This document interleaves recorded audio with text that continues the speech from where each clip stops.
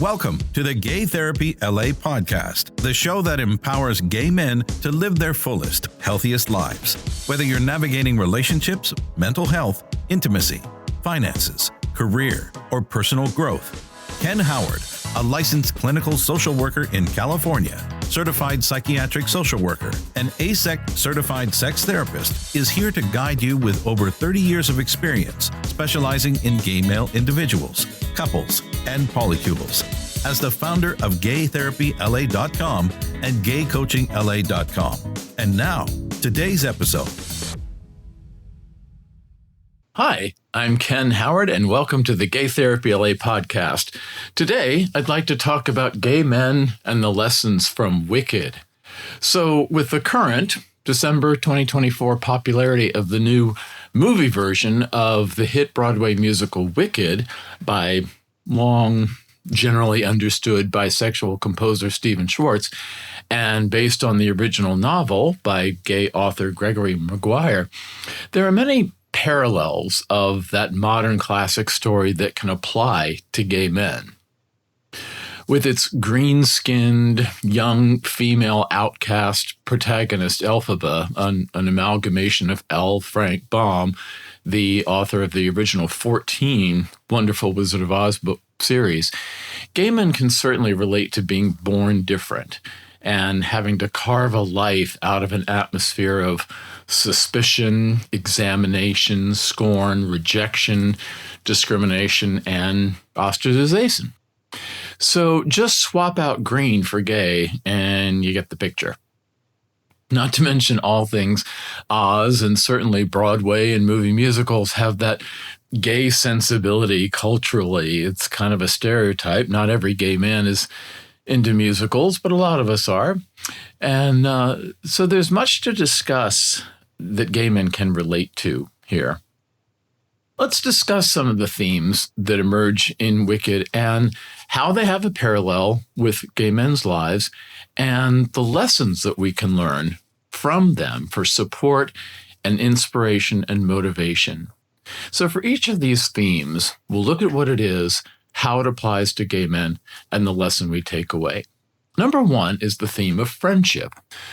So Elpha and Galinda's friendship shows an initial awkward, even hostile interaction expressed in their duet, What Is This Feeling? And occasionally, these kinds of relationships can blossom into a good friendship. It's kind of a paradox where an initial hostility blooms into a certain attraction over time. So the initial differences between them that create suspicion and polar opposite friction evolve into mutual fascination and eventually affection and bonding despite the outward tests of loyalty. So what can gay men learn from this? You know, gay men can grow up very popular, especially if they come. I've noticed in my practice, for 30 years of being a gay men's specialist therapist, that there's a correlation between gay boys and gay men growing up, that if you're from a well-off family, like, you have the big party house, that can help young gay men be popular. I've noticed that several times, and it's a funny correlation. If they're especially cute, if they have appearance privilege, even from a very young age, that can sometimes deflect some of the anti-gay discrimination.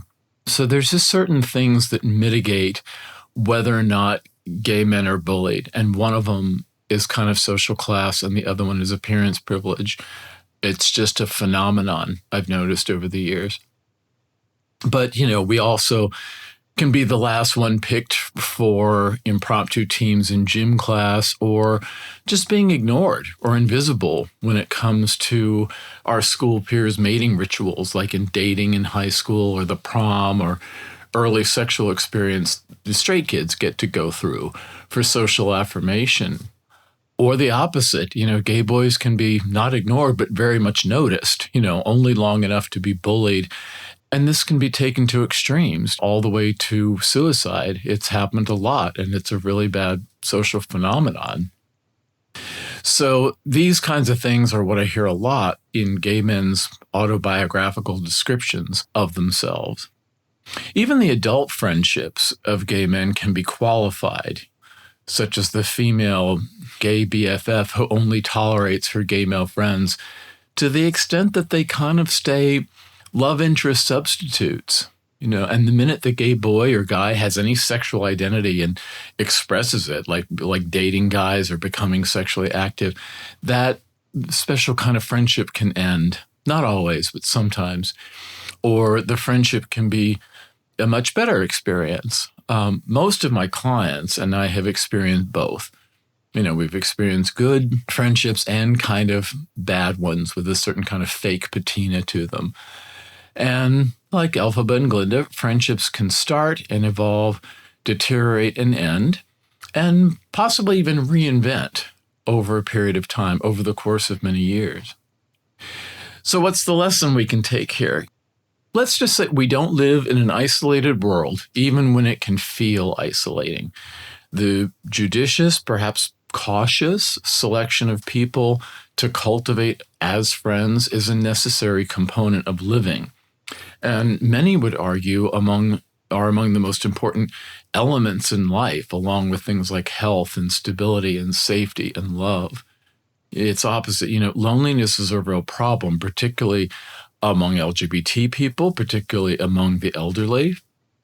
So having friendships like Elphaba and Glinda have are an important component of life throughout the lifespan. Friendships can take work, but like most things that require sustained effort, can be immensely valuable over time.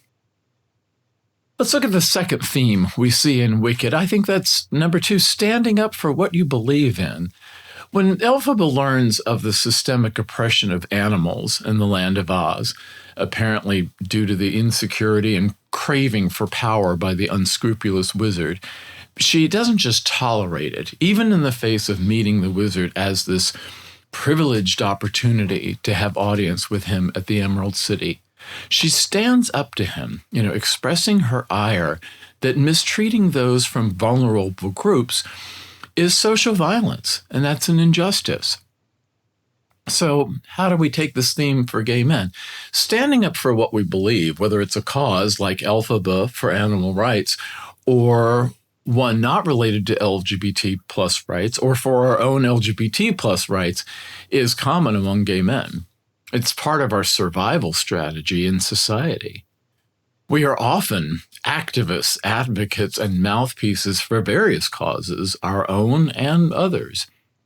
Gay men have basically had to fight for their right to exist for centuries, and we still do. Some of the gains made since the Stonewall riots in 1969, while great, such as legal protection for private conduct, like sexual activity, non-discrimination laws, marriage equality nationwide, all of these face a very active and very powerful, I think very vicious and very sadistic, and unfortunately very effective backlash campaigns we've seen in recent years. Look at the Don't Say Gay laws in Florida under Ron DeSantis and their Republican legislature. And, this nationwide plan to replicate the Don't Say Gay law in Florida in other states nationwide, led by very aggressive, very vicious anti-gay activists. And there was a viciously aggressive campaign to stop drag queen story hour for children not to be in school libraries or public libraries, or viciously being labeled groomers, for child sexual abuse by some of the most powerful people in American government, singling out Georgia House of Representatives member Marjorie Taylor Greene from Georgia. Certainly all that gay men went through during the history of the AIDS crisis involved standing up for what we believe in through ACT UP and other organizations and efforts that were about preserving our rights, our dignity, our safety, our physical and mental health, and, our lives. So standing up against the basically legalization of hate crimes against gay men that go ignored or unprosecuted or even uncounted. I did research on anti-gay hate crimes in the early 90s in grad school when conservative Republicans in Congress did not even want to officially keep account of hate crimes against gay men.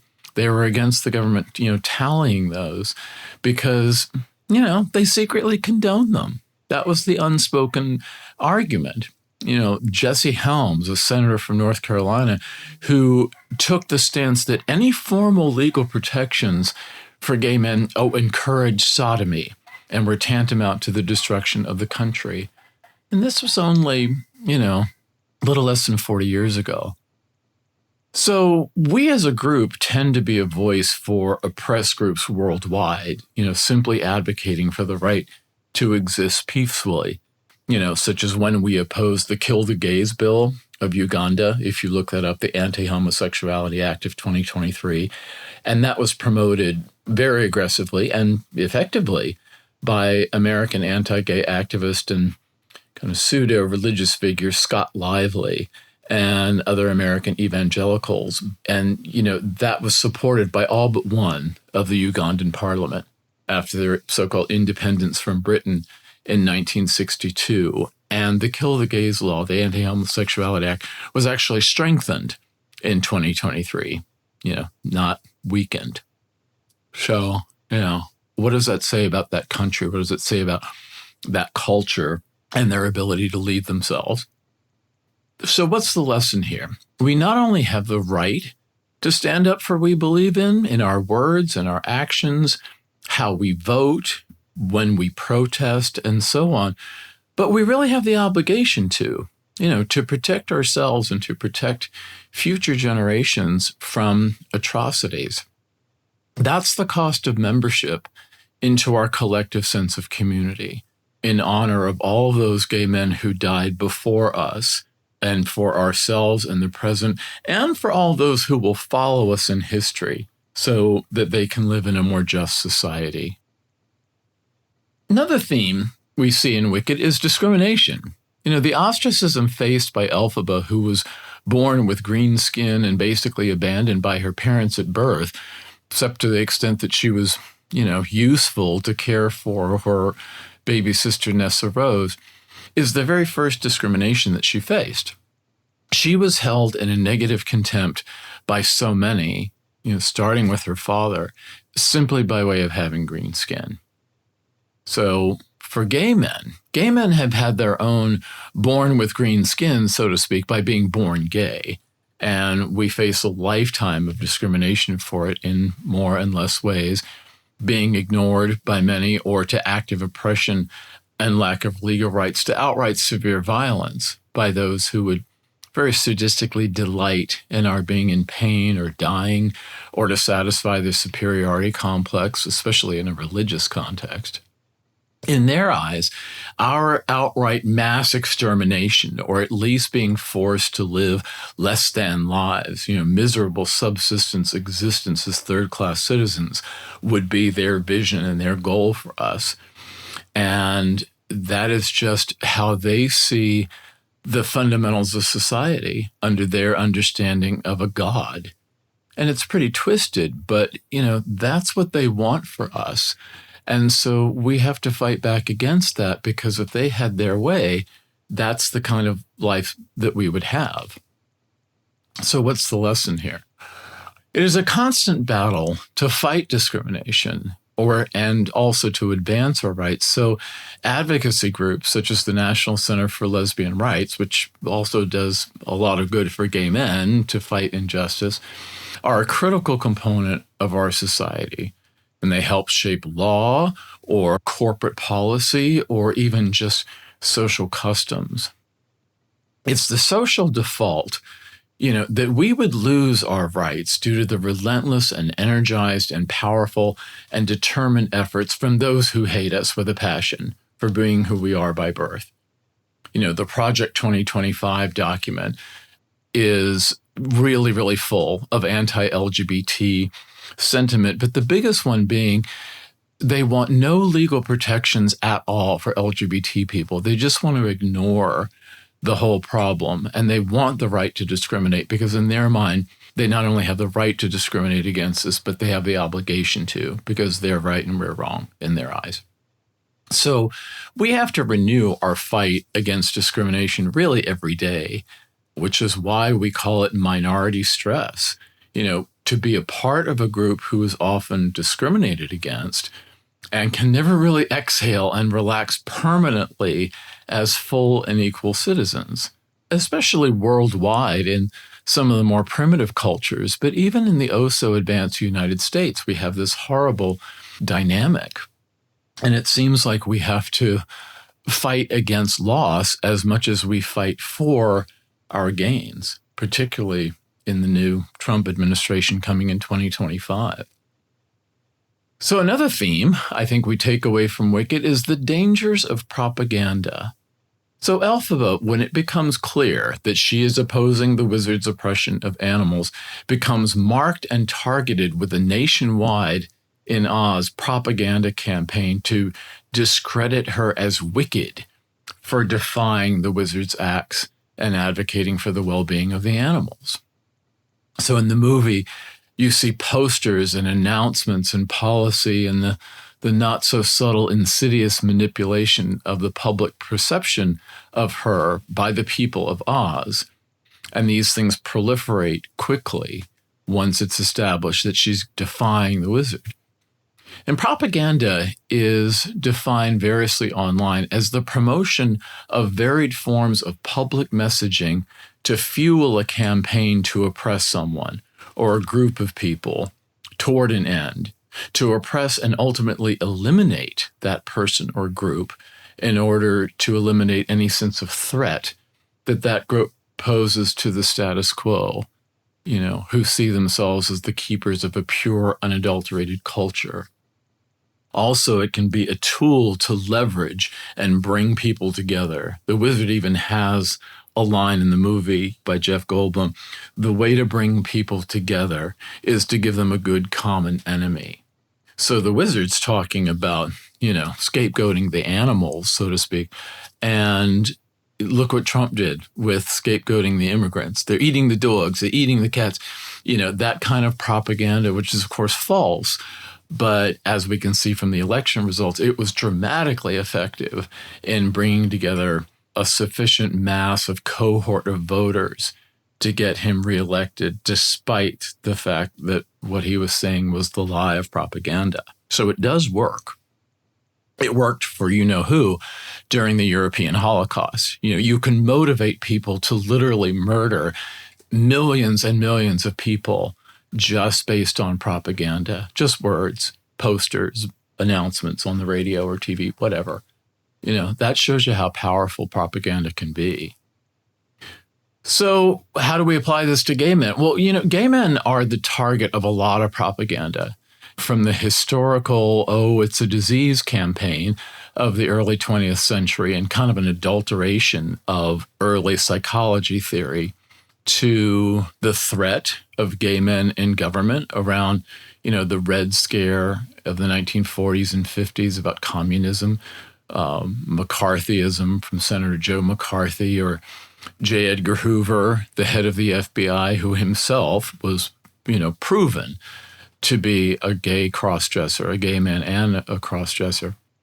And to the current, like I said, the groomer screams of just pure rage from Georgia Congresswoman Marjorie Taylor Greene, or the Don't Say Gay laws by Florida's Republican Governor Ron DeSantis and his fellow bigots in the Florida government. Very aggressive campaigns, attacks on gay men as drag queens.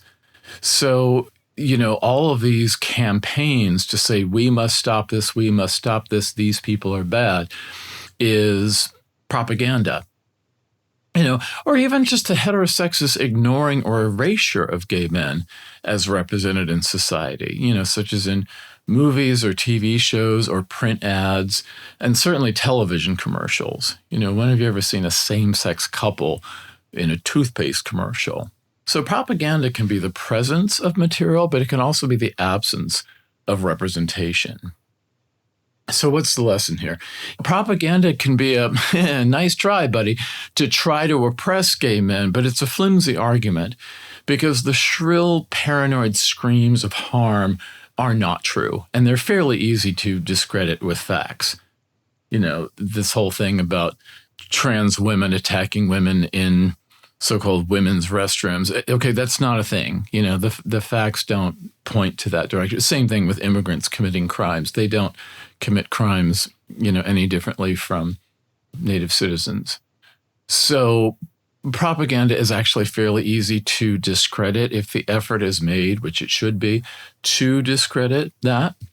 But that doesn't stop it from being manufactured by very determined bigots who are they're fueled by their pathological, uncontrollable rage and hate as someone to blame for their own life frustrations or the expression of their own narcissistic superiority complex, such as being white or straight or Christian, just like who promoted the idea of the master race during the European Holocaust. That was part of a superiority complex. So we need to label propaganda as such, that propaganda is propaganda, and keep speaking and promoting the truth through education, and not just letting misinformation about gay men as child molesters or whatever stand as fact to the general public. That vicious lie of, gay men as child molesters, which is a very old anti-gay meme, is easily debunked, by activists like Kristen Browdy at whoismakingnews.com. If you go to whoismakingnews.com, that is a formal research project which tracks the actual arrests of sexual predators via, public police and court records, and it documents their gender and their race and their profession and their religious and their political affiliation. And she found that it's not the gay men molesting kids. It's cops, it's teachers, it's Republican politicians, it's clergy by huge margins. So let's look at another theme of goodness versus wickedness. That's probably one of the biggest themes that Wicked likes to explore. And the friendship between Elphaba and Glinda is a microcosm discussion of what it means to be wicked or good in a society. What actions constitute wicked, such as Elphaba's activism on behalf of animal welfare, and what actions constitute good, such as Glinda's conformity and subservience to the corrupt wizard's power. Are evil and good subjective or objective? Which side of a war are you on? Depends on who you ask. So the lessons of Wicked challenge us to evoke critical thinking and really examine the implication of our words and actions and policy stances and group association. Who do we harm and who do we help in our words and actions? And are we okay with this? Is that phrase, choose your enemies carefully. I've said for a long time, I must be doing something right because my enemies are some of the biggest assholes in the world. They're bigots, they're sexist, they're homophobes, they're racist, they're mean, So if that's what my enemies are, well, probably means I'm on the right track, because in this life you want to piss off the right people, So for gay men, gay men have been portrayed by religious conservatives all over the world, evangelical Christianity, Orthodox Judaism, conservative Islam, Scientology, Baha'i, Sikh, Hinduism, and even conservative aspects of Buddhism, even the heterosexism of Wicca, with the sun god and the moon goddess being necessary for life. Wicked compared to the good of heteronormativity, which is seen as the default, holy living across much of the world and throughout much of history. But of course, gay men have also existed throughout all history, in all time, in all cultures. So heteronormativity as the sole epitome of good living has always been challenged. So what's our lesson? Goodness can generally be seen in qualities like love and patience and compassion and tolerance, and a huge component of live and let live. The test comes down to what underscores and enhances life and mental health and well-being and physical being, and what denigrates or destroys or impedes well-being. Number 6, the theme of dehumanization. So in Wicked, there is a dehumanization of sorts of the animals. It's kind of a funny way of saying that. But in Oz, animals can speak magically and even teach or preach. And Elphaba goes from being a student at Shiz University as a person, despite being green-skinned, to being dehumanized as merely a wicked witch object, worthy of severe punishment. And it's implied that she would be arrested and executed simply for challenging the existing power paradigm of the wizard. So in personality disorder insecurity and superiority complex, driven by the wizard's fear of an uprising from the people of Oz and being exposed as an intruder from another land, from Omaha, all those who oppose the wizard and his regime must not be seen as human adversaries, but as dehumanized objects who are unworthy of life. So for gay men, we can be dehumanized when labeled, oh, the gays, or any sentiment that implies that we don't come from families, or that we aren't real men, or that we aren't people worthy of equal rights because we're sinners and subhuman, that we aren't on a par with straight men or straight women.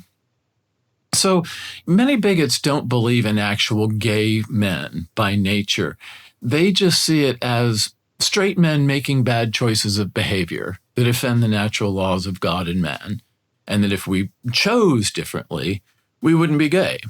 And that's a huge misunderstanding, of course, of the nature of sexual orientation. I think it's rather a crude misunderstanding. But you'd be surprised how pervasive that idea of there's no such thing as gay men, there's just straight men acting badly, and they need to behave themselves. So what's the lesson here? San Francisco supervisor and activist Harvey Milk urged gay men to come out so that we're humanized on an individual level in every sphere of influence that we have.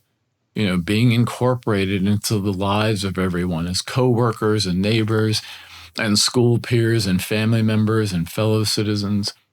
We become more human when we challenge any efforts to dehumanize us, that we have a name and a face behind this dehumanizing terms relating to us as objects. So when we remind anyone who needs to be reminded that we are part of a larger, diverse, and civilized society, we're continuously advocating for our right to coexist next to everyone else equally, not more, not less, but equally. And that's a daily charge. Let's talk about how perspective matters. Unlike the original Wonderful Wizard of Oz novel, which is really told from Dorothy's point of view, the story of Wicked is told from Elphaba's viewpoint, allowing the audience to understand the wicked witch's motivations and challenges, highlighting how perspectives and sympathies can be skewed based on who is telling the story. Whoever happens to be in power at the time, from presidential administrations or government political parties to the arbiters of social influence, like fashion influencers, can have enormous impact on the well-being of many minority groups. Some of the gains made in the 50s and 60s and 70s and so on have been walked back by some kind of phenomenon of a certain resurgence of hate lately, which likely has to do with some kind of social backlash against progressive change, the browning of America, or some kind of economic friction between entitlement and deprivation, and the rage that perceived, not even actual, Trump voters are not actually starving, the sense of deprivation can bring, such as the dehumanization of immigrants as vermin poisoning the blood of American society when they are overwhelmingly law-abiding residents who do jobs for low pay and poor working conditions that many others would not do.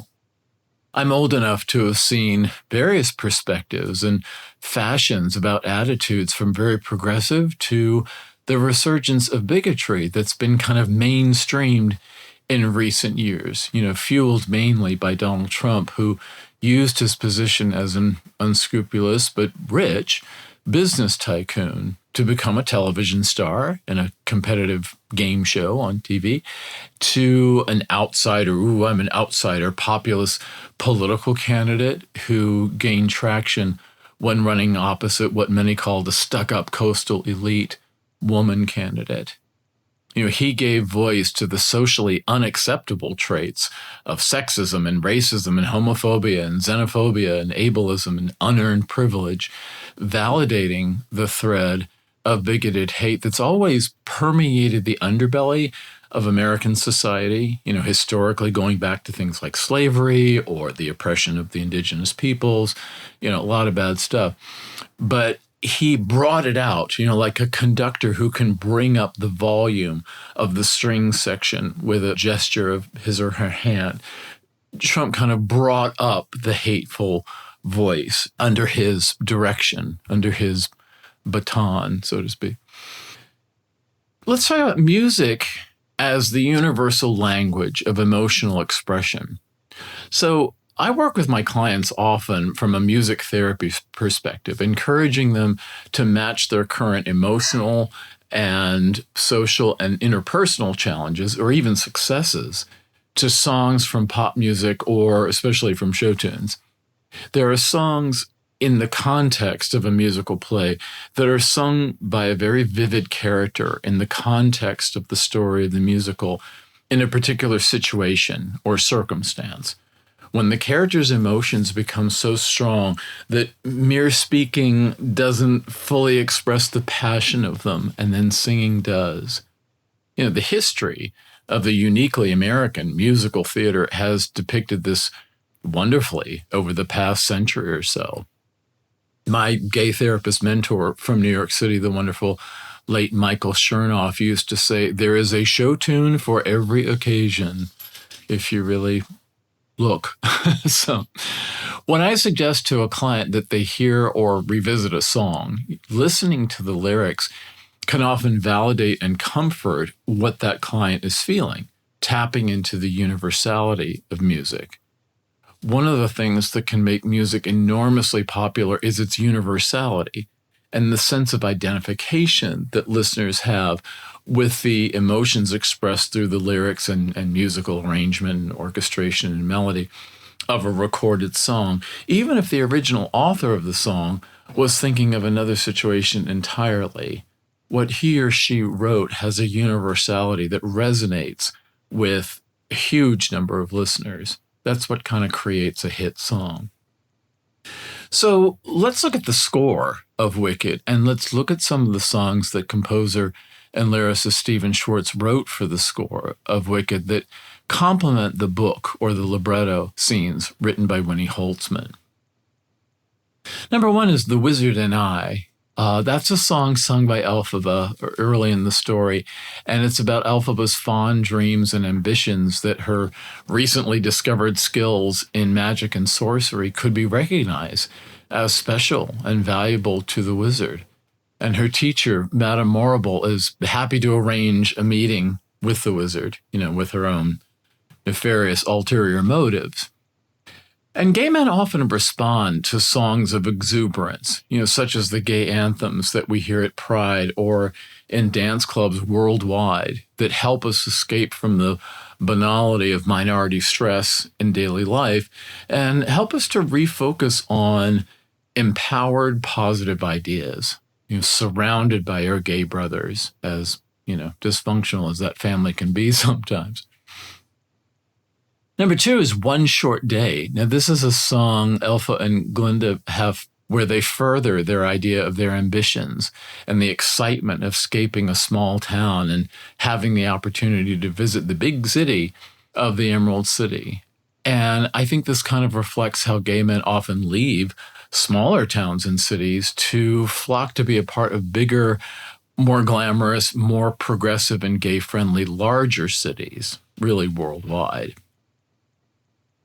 Now, this song is I'm Not That Girl, Elphaba's initial disappointment that Glinda seems to have caught the heart of the hunky guy prince Fiyero is expressed in her song of a wistful longing. Gay men have had plenty of this feeling, such as having a crush on the guy in high school or college who turns out to be straight, or who turns out to be very gay, but just not attracted to us. So the recognition that loss is a part of life is expressed here. And gay men have plenty of that when a relationship doesn't work out, or when it does, but then something happens that it doesn't last. Number 4, no particular order here, the song Popular. Elphaba and Glinda get better acquainted in their dorm room at Shiz University and become friends with Glinda's oh-so-generous proposal to make over Elphaba and coach her into being socially popular at Shiz, with the proper ploys when you talk to boys, little ways to flirt and flounce.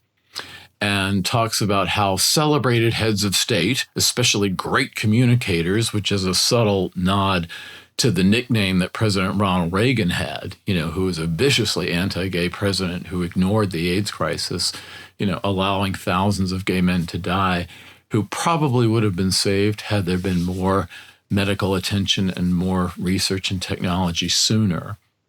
These people did not have brains or knowledge. They were merely popular.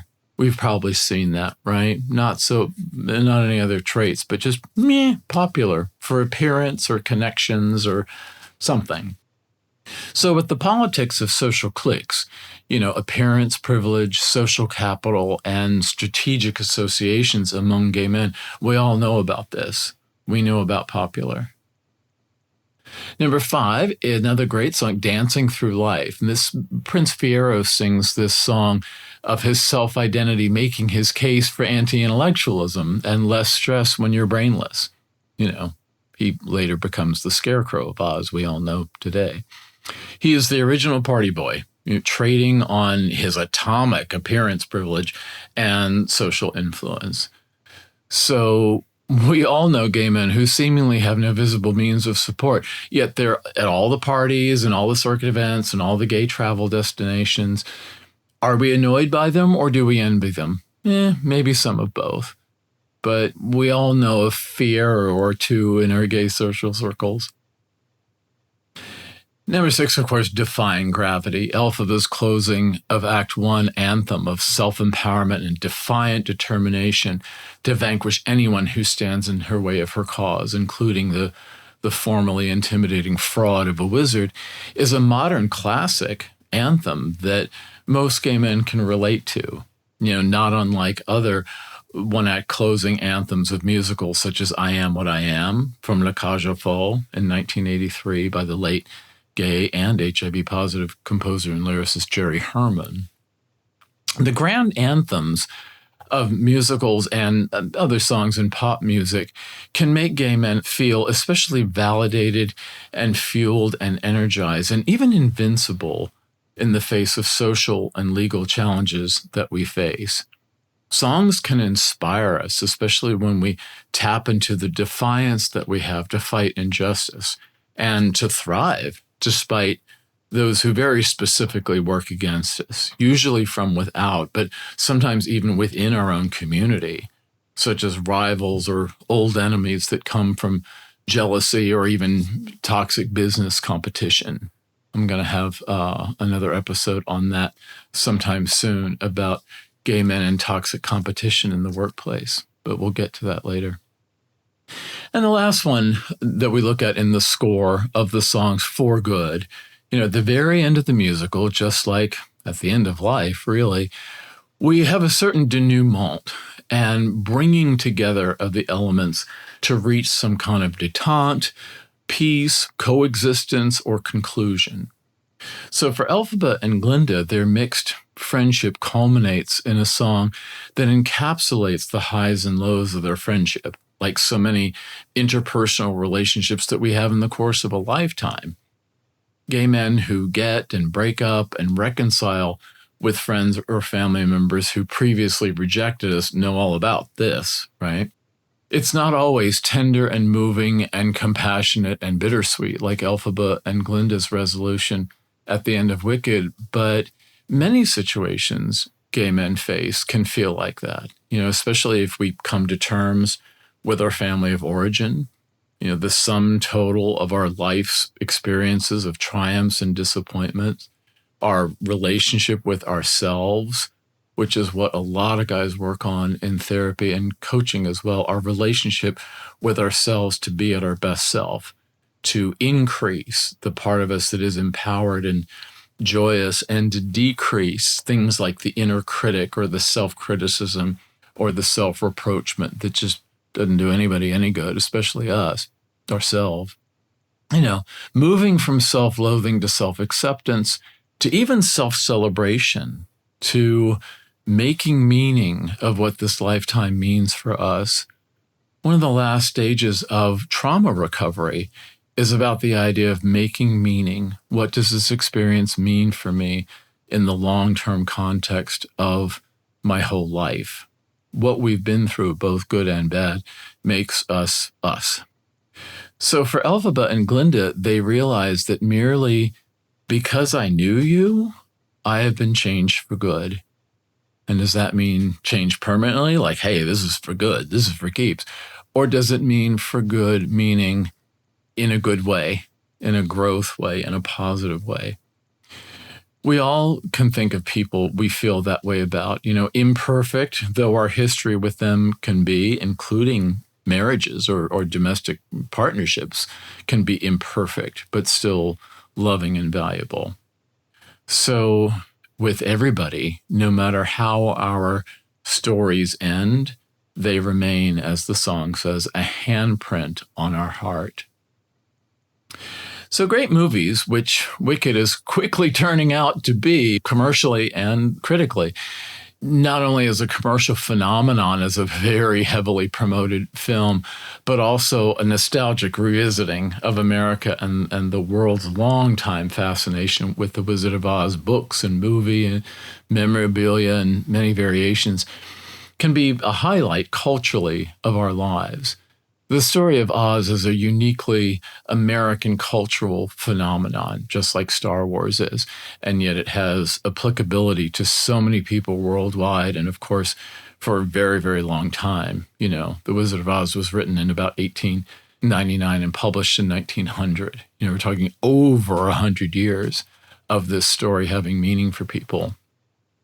And certain movies mark a place in time and history of where we were in history at that time, how old we were, who the people in our lives were, and our general circumstances, good or bad. Those words again. Wicked is a lively, positive, inspiring tour de force of production values and performances at a time just before another presidency of Donald Trump takes place, where some gay men exalt in that, despite Trump's significant anti-gay actions in the past. Trump in his first administration appointed the most openly anti-gay cabinet in the history of the presidency during his first term. And yet my research shows that many gay men support Trump and his anti-immigration, anti-environment, anti-woman, anti-government protections against LGBT discrimination and anti-diversity stances, all predicated on the hope that he will usher in unprecedented economic prosperity, lower taxes or lower prices or whatever, or global domination of American business worldwide. So is this true, or will he turn out to be a humbug, as the great and powerful wizard turns out to be, who's just little old Oscar Diggs from Omaha? And only time will tell about that. For gay men, we just have to trust that it all happens in the end for good. If you would like support for your own ambitions to defy gravity and to thrive, consider psychotherapy or coaching services with me at Gay Therapy LA, either by emailing ken@gaytherapyla.com, ken@gaycoachingla.com, or call or text 310-339-5778. That's 310-339-5778. Because when someone needs a makeover, I simply have to take over. I know exactly what you need. I'll see you next time.